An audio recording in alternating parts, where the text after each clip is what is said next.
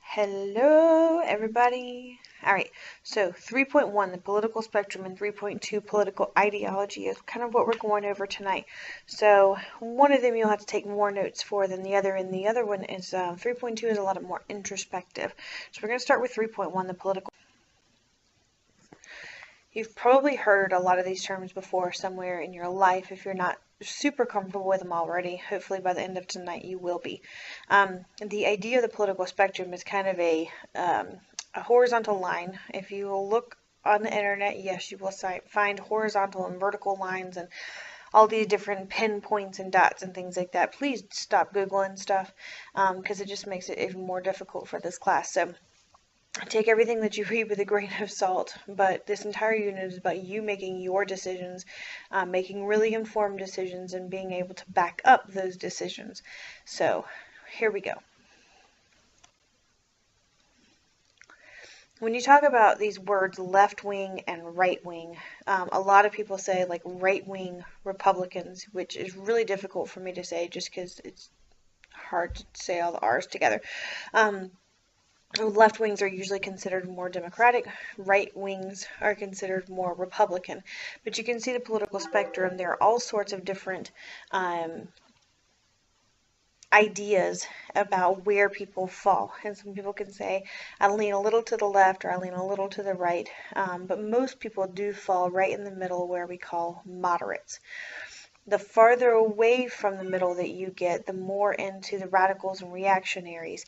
And we'll see exactly what those mean. So that first little slide, or that first little part of your homework, all you need to do is to write down and copy where radical lies, where the liberals go, moderates, conservatives, and then of course reactionaries. There's an easy way to remember which side is radical and which side is reactionary. If you look in alphabetical order, RA comes before RE. And the rest of it's just kind of common sense.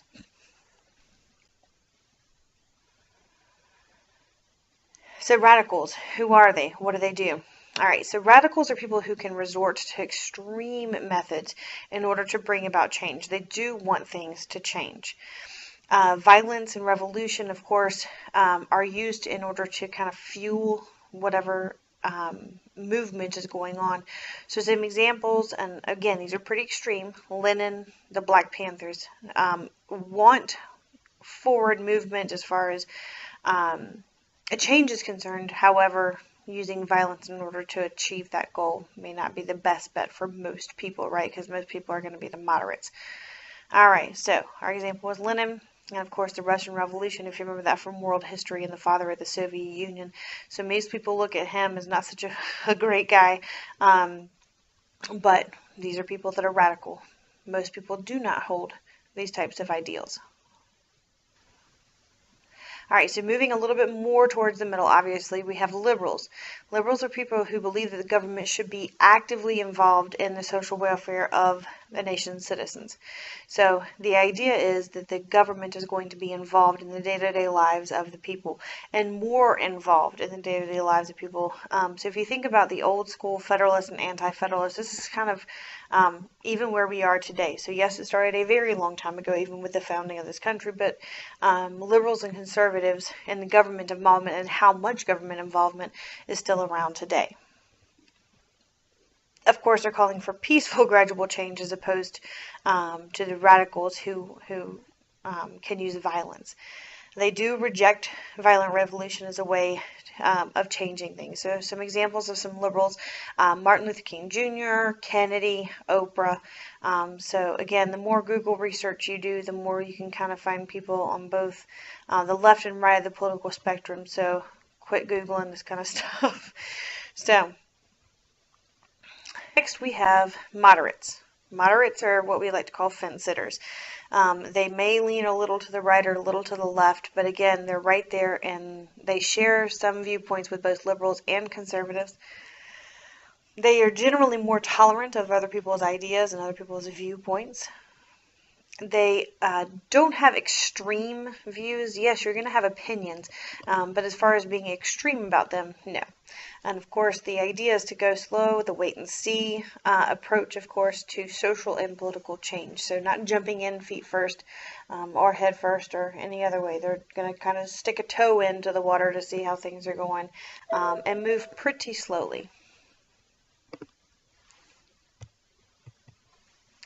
All right, so this guy right here is Lieberman. He is a Democrat from Connecticut, and he's generally seen as pretty moderate. So when you hear about people and they vote on the party line, what that really means is that they're voting Republican because they're Republican, or they're voting Democrat because they're Democrat, not because of the issue or because of the person that may be running for office, but just because that's who they think that they are. So moderates, Joe Lieberman in particular, is one of those who could lean more to the Republican on certain aspects and lean more towards the Democrats. And he's not afraid to cross over those party lines in order to get stuff accomplished for the good of the nation. All right, so moving past, and we're going to the right now as far as the political spectrum is concerned, we have conservatives. Conservatives favor keeping things the way that they are, maintaining the status quo. They are cautious about adopting new policies, especially if they involve the government intervention in some way. So again, when we talk about federalists, and anti-federalists, the anti-federalists definitely wanted smaller national government and fewer government involvement in the day-to-day lives of the citizens. And of course, this is more conservative nature. Of course, they're feeling that the government should be less, and that's better off for our nation. So some examples and some famous ones, we have Reagan or Schwarzenegger. Goldwater was one of the ones who kind of stands out. He's the father of the new Republican Party and the conservative movement. All right, last but not least on the political spectrum, we have the reactionaries. Again, moving all the way across, this is all the way to the right. Reactionaries are people who want to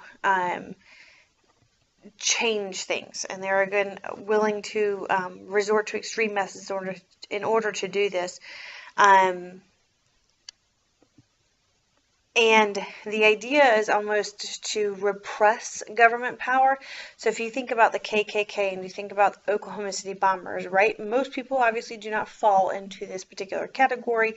But the idea is that, yes, they are willing to use violence in order to repress the government power, and then again, of course, kind of maintain the status quo, or even kind of resort to things the way in which they were. All right, so you can see Adolf Hitler up here with Mein Kampf, and that was his manifesto.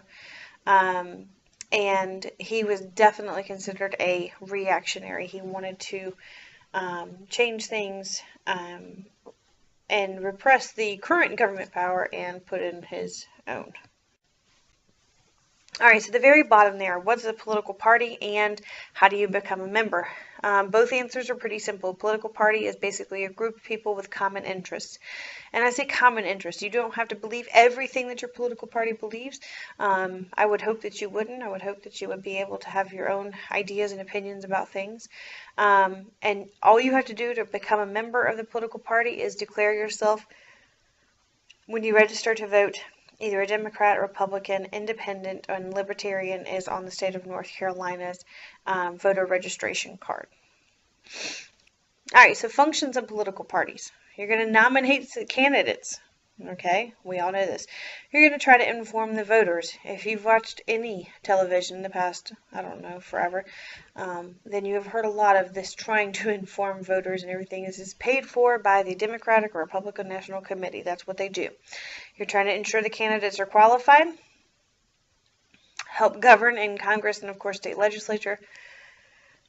And they point out all the bad things about the other folks. That's what watchdogs do.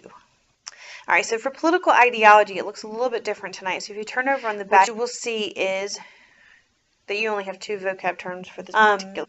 And what you're going to do is you're going to look, and this is just, these are the planks, and you'll learn about that term a little bit later on, of both Hillary Clinton and Donald Trump. And I found this on the wonderful internets, right? So again, you can take some stuff with a grain of salt. There's a lot of research that's gone in behind this one. This is one of the fact-checking resources that is out there.